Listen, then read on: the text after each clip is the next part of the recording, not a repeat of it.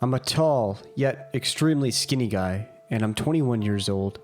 I was 20 years old at the time, and it was the week before the presidential election in the United States. I felt a lot of anxiety about the election, as I live in Manhattan, and there are a lot of crazy people in that city who act as if the entire world is going to end over one simple election. So, feeling exhausted from both that and my university, I decided to visit my friends in Moscow. I'm half Russian, and have an apartment in the city center of Moscow. I had never been in Russia while it snowed, and luckily during this time it was snowing. The city looked beautiful, and the vibe I had from the city was perfect. I felt so calm, safe, and the whole world around me just seemed so quiet. Unfortunately, I had severe jet lag and fell asleep around 5 p.m. Moscow time that day. My friend went home to get ready for her classes the next day, and I woke up around 3 a.m. I could not fall back asleep, so I decided to go outside and take a walk around my area while it calmly snowed. I walked around the dead empty city in my district and took in all the beautiful architecture and snow falling down heavily. I don't remember for how long I was walking, but I crossed a bridge and entered deeply into a neighborhood I was not familiar with. I thought it would be okay, as I was in my district and sort of remembered the way back home. I eventually came up on this ginormous entrance of a block unit with a beautiful gate on it. The gate was opened, so I decided to step inside. It looked like a small little compound or something similar to it. If anyone is from Russia, they probably know what I'm talking about. Everything was dead quiet, and the trees canopied in the square complex. To the right was an extremely tall building with a ginormous door. I peeked inside and saw a lightly dimmed lobby, typical Russian lobby vibe, with a blinking fluorescent light. I held on the door, and to my surprise it was unlocked. I entered into the massive building and looked around.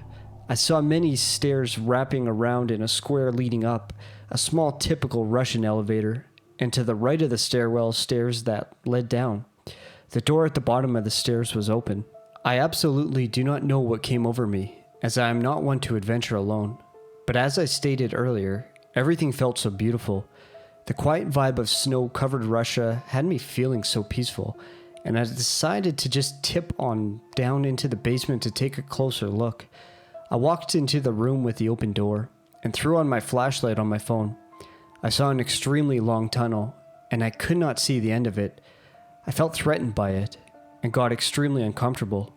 I decided it was best for me to leave.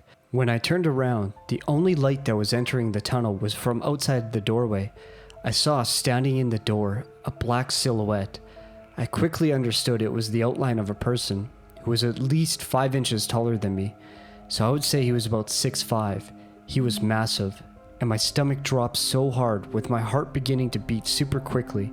He started to speak to me in Russian, but as my Russian isn't fluent, I did not understand everything he said.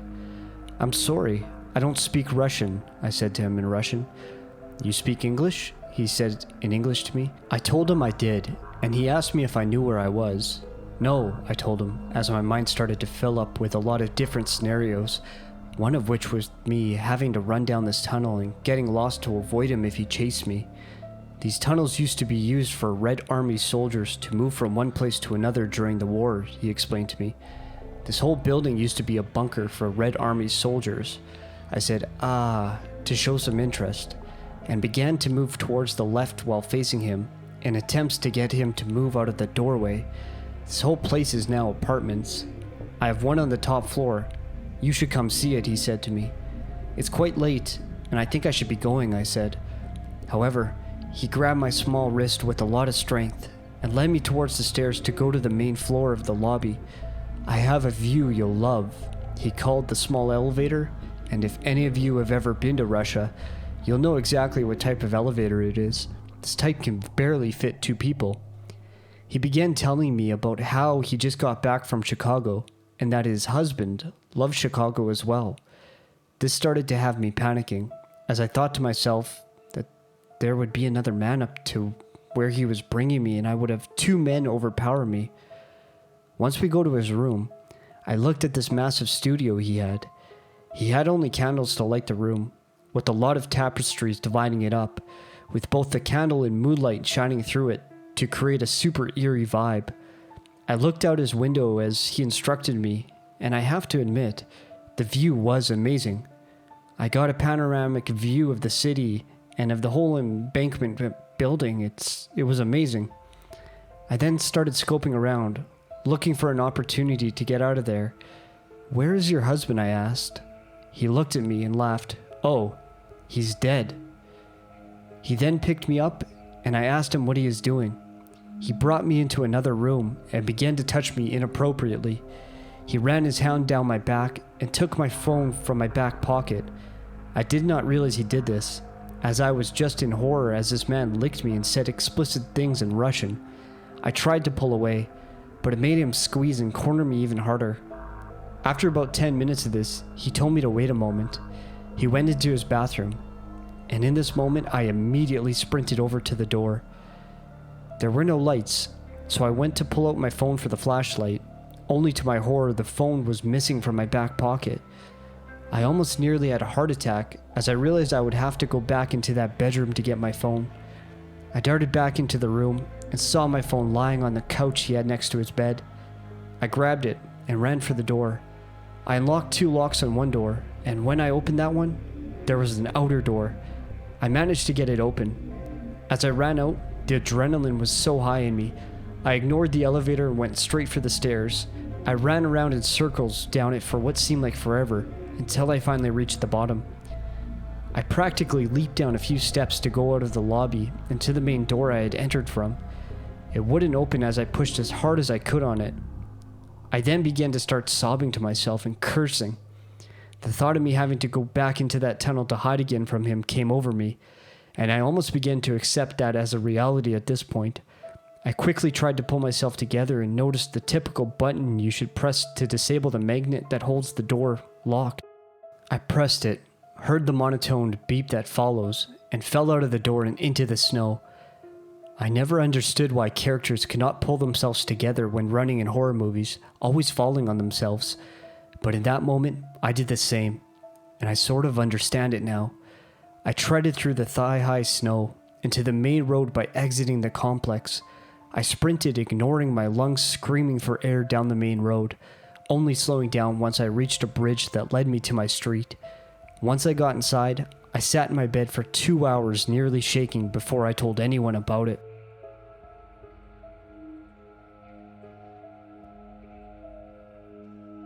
I'm a female, and the story I'm about to share with you happened almost 10 years ago. At the time I was 17 years old, and like most teenagers my age, I was content to lock myself away in my room with my laptop and headphones. In autumn of that year, my parents went up north for the weekend. We live in Michigan, and the Upper Peninsula is famous for its scenery that time of year. I was left with the house to myself for the entirety of the weekend, and thought nothing of it. I enjoyed my privacy and didn't mind being alone. Let me tell you about my house and where we lived.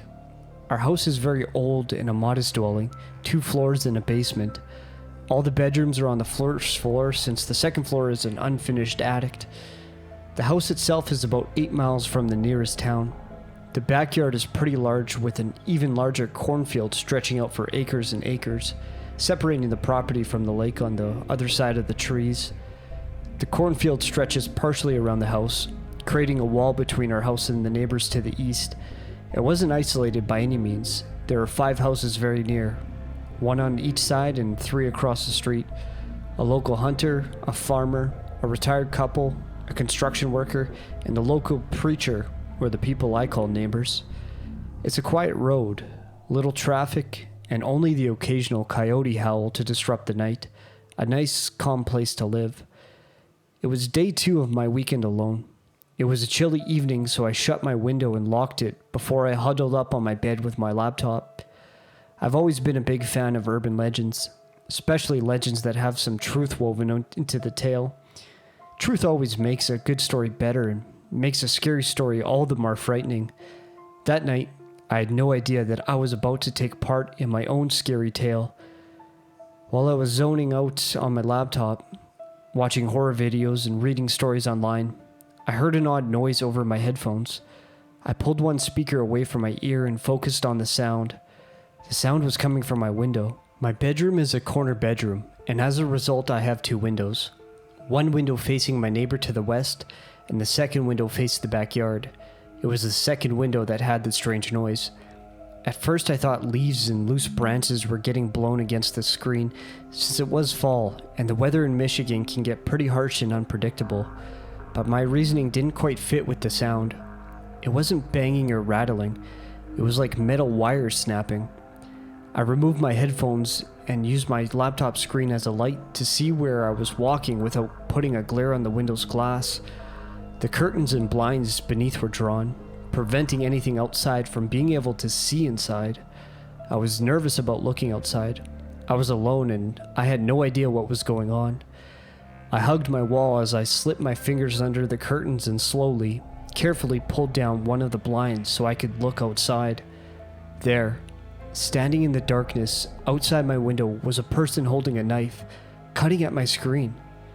My heart skipped a beat as my blood ran cold. My instincts told me not to make a sound and stay out of sight.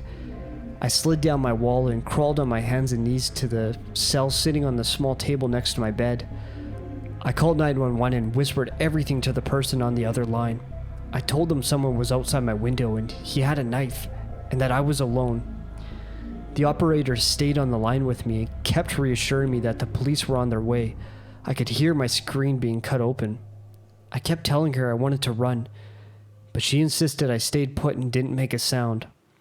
Suddenly, the snapping sound of the screen wires being cut stopped. I listened and I almost screamed in fear when I heard a new sound. The knife was digging at the wooden frame of the window, and the man tried to pry it open from the outside. The motion-in light in the backyard suddenly flashed on just seconds before the red and blue lights of the arriving police car shone through my window. I listened carefully and heard someone running from the car to the backyard. I could also hear the radio clicking on and off as he checked the area. A loud knock at the door made me jump. I heard a man call out for me, identifying himself as a cop. Still scared, I opened my bedroom door and crept down the hall. I peeked into the living room and didn't see anything. The knocking persisted, and again the cop identified himself. I peeked through the window and front door and saw him standing there, his eyes still checking the yard. I flung open the door and almost pulled the cop inside my house, just so happy to see someone else. He asked if I was okay and if I could give a description of the man I saw, but I couldn't. He was wearing all black and had a hood pulled up, which shrouded his face. All I could do was describe the large hunting knife he used to cut my screen. His partner joined him on the front porch and told us that he didn't see anyone in the area. I kept insisting on what I saw, and they of course believed me, since the patrolling cop car saw the damage on the screen. The cops did a second sweep of the property and made sure every single window was secured and that the doors were locked and the garage was secure. Before leaving, the cops told me that they'd keep a patrol car in the area, but they were confident that whoever I saw wouldn't be back. They just figured that it was some teenager who was trying to break in through my window and got scared when he saw the police car arrive. I thanked them and proceeded to double check the locks for myself. I wanted to call my mom, but I knew my parents were already on their way home and would be back by morning. Unable to go back into my room, I chose to sleep on the couch in the living room and tell my parents as soon as they walked in the front door. About an hour later, after I was finally able to relax and started to drift off to sleep on the couch, I heard a loud bang against my back door. I sat straight up and looked through the kitchen into the back mudroom that leads to the back door. Bang! This time I knew I was in danger. I grabbed my cell and dialed 911 again. This time I ran into the kitchen and grabbed a large knife from the butcher's block and huddled on the floor against the counter and cabinets. I pressed the phone to my ear as the operator, a man this time, continued to talk to me so I didn't feel alone. Bang! I gripped the knife tighter and began mentally trying to psych myself up. If this man managed to get inside, would I be able to defend myself? He had a knife. Maybe that's why I grabbed one too. But I didn't know anything about him. How tall was he? How strong was he? Did I even stand a chance? Bang! I heard the wood on the door frame crack. The old door was locked on by a chain. One more hard kick could surely break the door down, and then I didn't want to think about it. I prepared for the final bang, for the door to give in and for that man to attack me, when I heard a voice yelling over the banging noise, "Get on the ground! Drop the knife." "Oh, thank God," I said out loud. "The cops are here." The operator on the line, who had been speaking to me throughout the entire ordeal, continued to try and keep me calm. I listened to the cop order the man to drop the knife over and over again, but I just knew that the crazy bastard wasn't listening. Then another beep, but it wasn't from someone kicking the back door. It was from someone firing a gun. It was silent, and time seemed to stand still. A gentle knock at the front door drew my attention. The same cop as before was once again identifying himself at the front door. I told the operator a cop was at the door and hung up. I opened the front door, the knife still in my hand. The cop saw it and very calmly suggested that I put it down. My hand was gripping the knife so tightly that my knuckles were white and my fingers were cramped. When I dropped the knife, the cop escorted me from the front door and to his car, which was parked in the side yard. Under the motion lights of the backyard, I could see his partner standing over the body of the man in black. I could see his knife lying on the ground, just inches from his hand, and even from the distance I knew there was blood on the blade. The man himself looked like he had been dead for weeks. His hood had fallen from his face, revealing it to the night. He was white and impossibly pale. His skin was unnaturally aged with heavy wrinkles and lots of discoloration. His hair was long, stringy, and blonde. His eyes, still open, were sunken into his skull. I was taken to the police station to deliver a statement and to ensure that there were no other attackers on my property. When I told them everything I knew to the interviewing cop, another cop walked into the room with a file in his hands. He whispered something to the first cop and handed him the file. I asked the cop if they knew who the man was, and he nodded. I asked to know who he was and what he wanted. At first the cop didn't want to tell me, but I needed to know. I managed to coax the cop into telling me, and a part of me wishes I let it go. The man was a chronic junkie who abused any and all drugs he could get his hands on. He was also a violent schizophrenic with bipolar disorder. He used to live in the area until he was finally locked up in a mental hospital about 20 years prior. The act that got him locked away all those years ago was a result of his attempt to burn down a local church, declaring that he was the true Son of God and that all religious figures, priests, ministers, etc., were false prophets and tools of Satan. The cops figured that he was trying to break into my house because he thought it was where the preacher lived. He had the wrong house and would have killed me anyways if he had gotten inside. After a moment of letting this sink in, I asked why the cops didn't see him the first time I called. His answers sent shivers up my spine, and now I never look at my backyard the same. He told me that the man had hidden in the cornfield the first time and was watching the house from between the rows. He had never left. He was always there, watching the house and waiting for the police to leave. He truly was crazy, and I'm glad he won't be around anymore.